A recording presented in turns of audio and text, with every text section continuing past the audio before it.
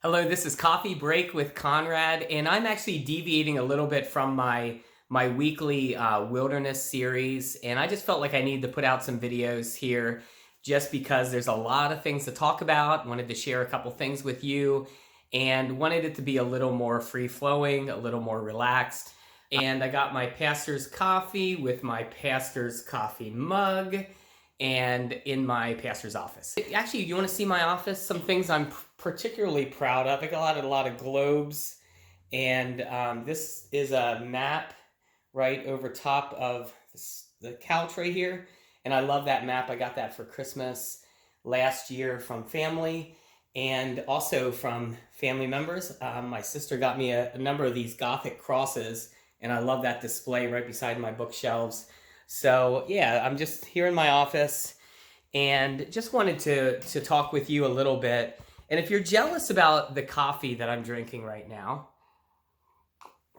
if you're struggling with jealousy, you shouldn't be, especially if you're a lady in our church, because as you know, if you're one of the moms or a mother figure, or actually any lady in our church is welcome to go. We encourage you to go to the Coffee Hall and Creamery, and they will be waiting for you there. Just let them know that you're part of the Vineyard Church and you're with the Vineyard. They will be giving you a free coffee on us. There's free coffee or free drink of choice. So make sure you head out there. I was talking with Grace from the Coffee Hall earlier today. She mentioned that 4 women so far took us up on that offer, but we would like to a lot more women than that to go. Let's just bless the Coffee Hall and make sure that you get your free drink. So there's that. So you can't struggle with jealousy as I'm drinking my coffee this morning.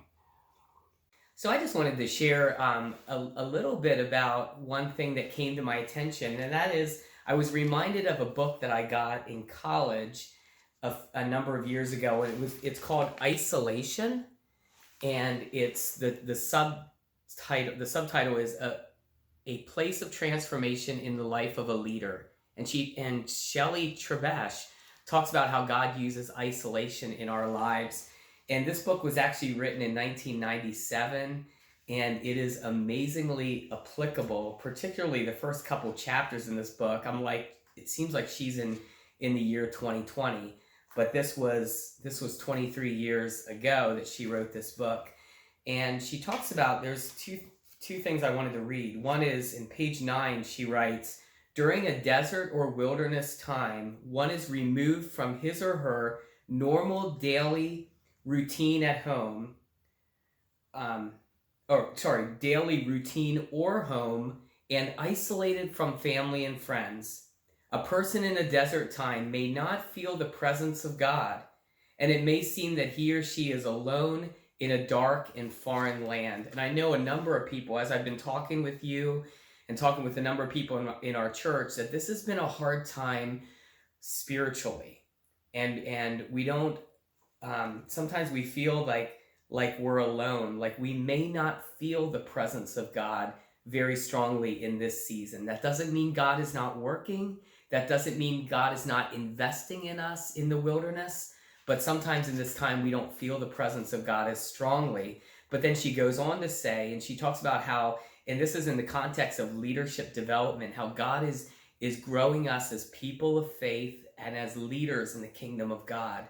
And she says, isolation is the setting aside of a leader from normal ministry involvement in its natural context, usually for an extended period of time, in order to experience God in a new and a deeper way. So God uses isolation in our lives. And I just think that's fascinating. And sometimes it's like God is setting the leader aside, or setting the man or woman of God aside, and saying, I'm going to use this in your life that you may experience God in a new and a deeper way as you press through, as you keep seeking him, even in the desert and even in the wilderness. So I just thought that is fascinating, that just be alert for that. Like, yes, there may be times when you don't feel the presence of God as strong, but then other times God is going to bring you through to breakthrough so that you can experience him in deeper ways than maybe you have in quite some time. So I'm looking forward to that as well.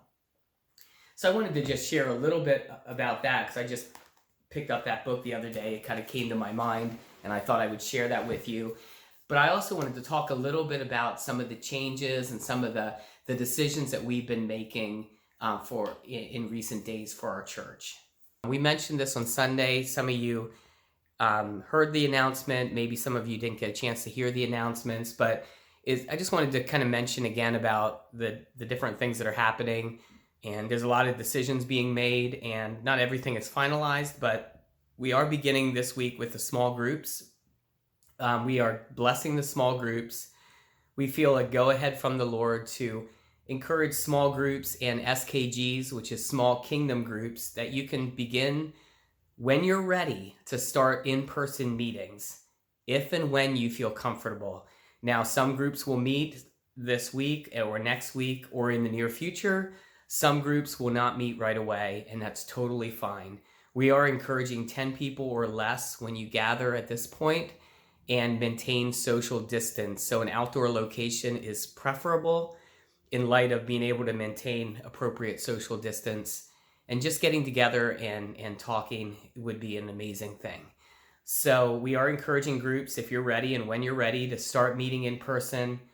I wanted you to be aware of that. Then also, many people have been asking, when do we plan to begin in-person worship services? Again, I mentioned this on the orange chairs on Sunday morning during the service, but I want to mention it here. For the next 3 Sundays, we will continue to solely do the online worship, the YouTube live feed, and it will just be online for the next 2 Sundays after last Sunday. So it'll be 2 more Sundays.